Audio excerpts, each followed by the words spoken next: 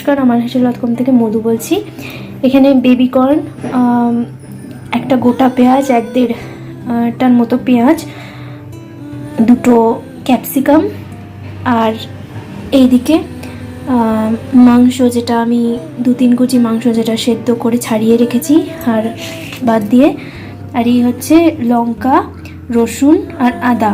লঙ্কা রসুনগুলো কুচোনো আছে। এগুলো হচ্ছে মোমোর পুরের আয়োজন। হ্যাঁ, চিকেনের পুর করব, সেই জন্য এগুলো সব করে রেখেছি। এবার হালকা করে এগুলো ভেজে নেবো অলিভ অয়েলে। এই যে অলিভ অয়েল,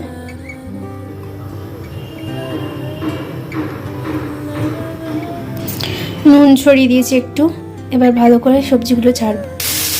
দেখুন, সবগুলো দিয়ে দিয়েছি, একটু অরিগানোও দিয়েছি, চিকেনটাও ছেড়ে দিয়েছি একসাথে। সবটাই কিন্তু অলিভ অয়েলে হচ্ছে। একটুখানি বাটার দেবো, সল্টলেস বাটার, আর একটু হানিও দেবো। চিকেন মশলা যেটা আছে সেটাই দেবো, আর একটু গরম মশলা, এই দিয়েই করবো। এটা ততক্ষণ হতে থাক।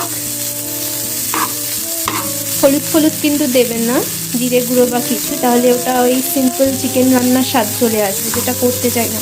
আমি সাধারণত স্টিম মোমো খেতেই বেশি ভালোবাসি।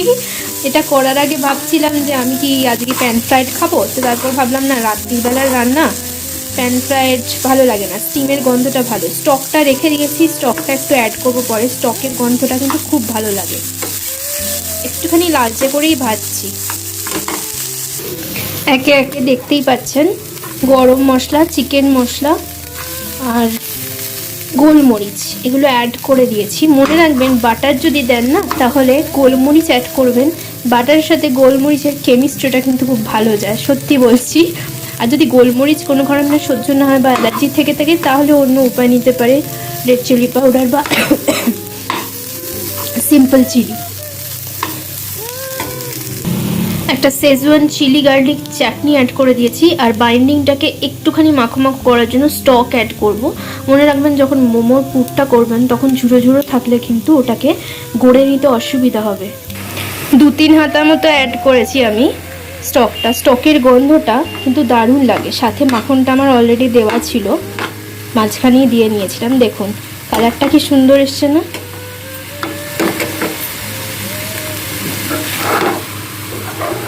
চলুন, এটা প্রায় নামিয়ে নেওয়ার অবস্থায় আছে। এই অবস্থায় রেখে এটা আমি বন্ধ করে দিচ্ছি এবং আমাদের পুর রেডি।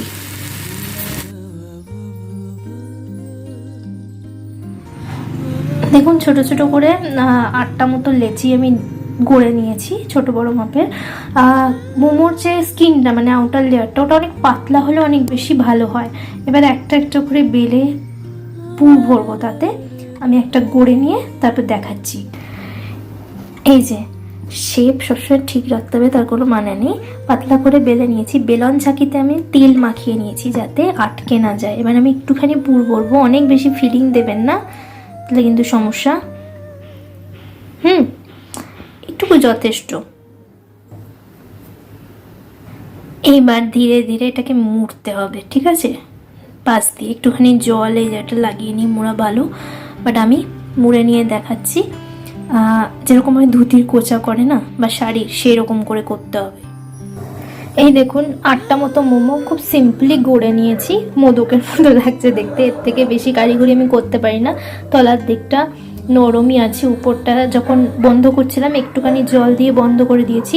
যখন লুচিটা, মানে লেচি টাইপের বেলার পর মধ্যিখানে পুর দিয়ে 2 পিঠ ঢাকা দিয়ে উপর থেকে কুচির মতো করে নিলেই মোমোগুলো রেডি হয়ে যায়, ঠিক আছে? বেশি কারিগরি করার দরকার নেই। যদি আপনি জানেন নকশা করতে, তাহলে করতেই পারেন, তাতে কোনো সমস্যা নেই। একটা কড়াইতে জল ফোটাচ্ছি। লো ফ্লেমে আমি ঝাঁঝরি থালাটা চাপাবো, যেটাতে হোয়াইট অয়েল ব্রাশ করে আমি মোমোগুলোকে বসিয়ে রেখেছি, ঠিক আছে? মিন টাইম আমি স্টিম মোমো করবো, সেজন্য আমি স্যুপের প্রিপারেশনটা করে ফেলি। স্যুপটা স্টক দিয়েই হবে। স্টকটা আছে, এইটুকু স্টক যথেষ্ট। এটাতে আমি কিছু ভেজিস মেশাবো। দেখুন, বেশি কারিগরি কিছু করছি না। ওই কেটে রাখা ভেজিস যেগুলো ভেজেছিলাম পুরের জন্য, ওগুলোই দিচ্ছি। আপনারা চাইলে একটুখানি রসুন দিতে পারেন। প্রধানত ক্যাপসিকাম, পেঁয়াজ আর কর্ন কুচোনো আছে, আর অল্প কয়েকটা লঙ্কা আছে। পুর থেকে অল্প একটু চিকেন দিয়ে দিলাম, ভালো লাগবে খেতে। বসিয়ে দিচ্ছি থালাটা।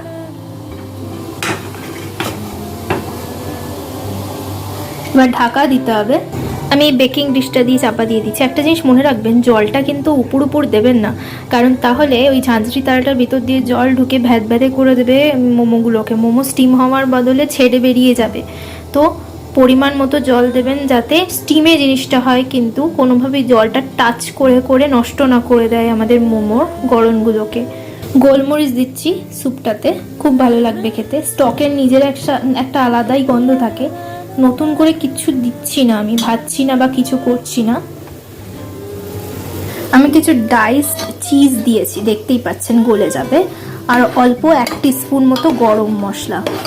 খুব ভালো খেতে হবে, দেখেই বোঝা যাচ্ছে। বলুন তো, দোকানে এত ভালোভাবে সত্যি তরিপাত করে কি মোমোটা দেয়? আমি তো জিঞ্জার আর অনিয়নের ফিলিং পেয়েছি, যেটা পিছন দিক থেকে তাও খুলে আসে। সেই জন্য বাড়িতে বানিয়ে নেওয়া ভালো। একটু টাইম লাগবে হয়তো, কিন্তু অনেক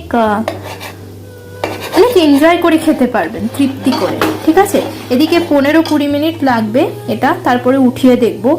ততক্ষণ পর্যন্ত স্যুপটাও হয়ে যাবে, প্রায় হয়েই গেছে। এটাকে জাস্ট গুলিয়ে নেওয়া আর বসে থাকো রাত্রিবেলা ডিনারের জন্য। জাস্ট মোমো হয়ে যাবে লাস্ট লুক। এই দেখুন, পারফেক্টলি কুকড। 4টে নিয়েছি। এটা জ্যালোপিনো, চিজি জ্যালোপিনো সস একটা, যেটা আমার রোববার একটা ক্রিসমাস শপিংয়ের ভিডিওতে পেয়ে যাবেন। এটা সিম্পলি শেজওয়ান গার্লিক চাটনি, আর এই হচ্ছে স্যুপ।